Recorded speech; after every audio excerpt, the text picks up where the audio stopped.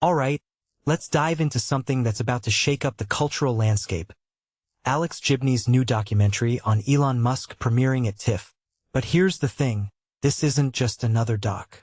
It's a 4-hour deep dive into one of the most polarizing figures of our time, and it's hitting at a moment when Musk's influence feels almost omnipresent. Personally, I think what makes this really interesting is the timing. Musk isn't just a tech mogul anymore. He's a cultural lightning rod, from his social media antics to his role in shaping industries like AI, space travel, and electric cars. So, when a filmmaker like Gibney, known for taking on power structures, decides to tackle Musk, it's bound to spark a conversation that goes far beyond the screen.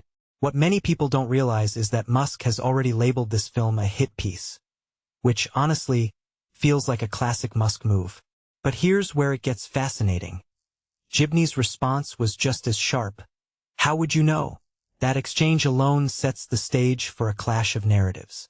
Musk's refusal to cooperate with the film only adds to the intrigue. In my opinion, this lack of access forces Gibney to rely on other voices, colleagues, employees, family members, which could give us a more layered, less sanitized portrait of Musk. And let's be real, in an era where Musk's every tweet feels like a cultural event, this documentary could either cement his legacy or challenge it in ways we haven't seen before. If you take a step back and think about it, this documentary isn't just about Musk. It's about the power dynamics of our time. Musk's recent IPO for SpaceX, making him the world's first trillionaire, feels like the backdrop to this story. It raises a deeper question. How do we hold figures like Musk accountable when their influence spans industries and borders? Gibney's past work, taking on Scientology, Enron, and Putin shows he's not afraid to go after powerful entities. So, this film isn't just a biography. It's a critique of the systems that allow someone to amass that much power. What this really suggests is that the culture wars aren't just about politics anymore, they're about tech, wealth, and the narratives we choose to believe. Now, let's talk about TIFF's role in all this. The festival is positioning itself as a battleground for these conversations, and I think that's a smart move. By premiering this doc alongside films like Edward Said, Between Worlds and Rapino, TIFF is creating a space to explore complex, often contentious topics.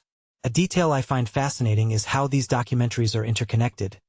Gibney is an executive producer on the Edward Said film, and both projects seem to be asking similar questions about power, identity, and resistance. It's like TIFF is curating a dialogue, not just a lineup of films. One thing that immediately stands out is how Musk's documentary could overshadow everything else. But here's the twist. I don't think it will. Films like Re/Pair, which explores the rift between Black and Jewish communities, and Uniontown, Barbara Koppel's take on labor activism against Amazon, are equally timely. From my perspective, these films collectively paint a picture of a world grappling with inequality, division, and the search for justice. Musk's story might dominate headlines, but these other narratives are just as crucial for understanding where we are as a society. What makes this really interesting is how these documentaries are likely to spill over into real-world conversations. Musk's backlash alone could turn this into a social media firestorm, but that's kind of the point. These films aren't just entertainment. They're catalysts for debate. Personally, I'm most curious about how Musk will influence public perception of tech billionaires. Will it humanize him, or will it expose the cracks in his carefully curated image? And more importantly, will it make us question the systems that allow someone to become a trillionaire while others struggle? If you ask me, the real value of this documentary and TIFF's lineup as a whole is its ability to make us think critically about the world we live in. It's not just about Musk or Rapino or Edward Said.